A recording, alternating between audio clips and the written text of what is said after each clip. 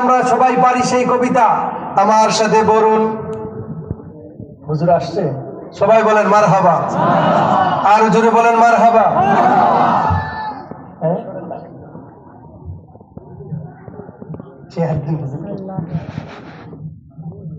হযরতুল আল্লামা মুফতি জসিমউদ্দিন আশরাফী হুজুরের আগমন।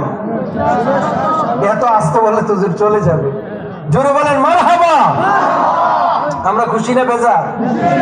একজন মুহতামিম, অত্যন্ত বিদগ্ধ আলেম, ওনার মুখ থেকে, জবান থেকে নুরানি ইরফানি বয়ান আমরা শুনবো। তো আমার আলোচনাটা আমি একটু ক্লোজ করি, হুজুর যদি অনুমতি দেয় ইনশাআল্লাহ আমি শেষ করে দিচ্ছি।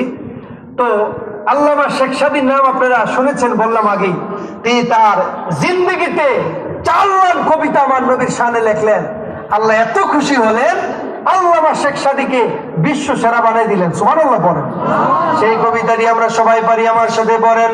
বালাগাল উলা বিকামালিহি কাশাবাদ দুজা বিজামালিহি হাসুনাত জামিউ খিসালিহি সাল্লু আলাইহি ওয়া আলিহি। মানবতার শীর্ষে তুমি হলে উপনীত, রূপের ছটায় দূর করিলে আদার ছিল যত। সকল গুণের সমাবেশে চরিত্র মহান, তুমিও তোমার বংশ পরে হাজারো সালাম। সুবহানাল্লাহ পড়েন।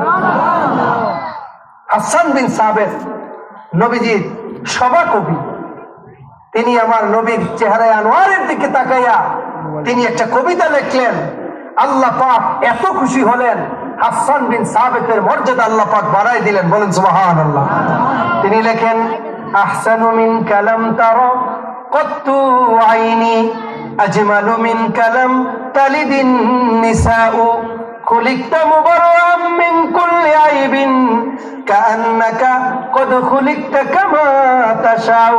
তোমার প্রেমের নিদর্শন স্বরূপ লিখেছেন চরণ দুখানি, নাম তার হাসান বিন সাবিত, তোমার প্রিয় সাহাবী। কোন চোখ দেখিনি কভু তোমার চেয়ে সুন্দর কোনো কিছু, কোন নারী জন্ম দেয়নি তোমার চেয়ে শ্রেষ্ঠ কোন শিশু। জগতের সকল দুষ্ত্রুটি মুক্ত তোমার চরিত্র বানিয়েছেন প্রভু, তোমায় যেন তোমার চাহিদা মতো। সুবহানাল্লাহ বলেন। তাহলে জোরে বলেন, সেই নবীকে দরকার আছে না নাই? আওয়াজে মনে হয় দরকার নাই।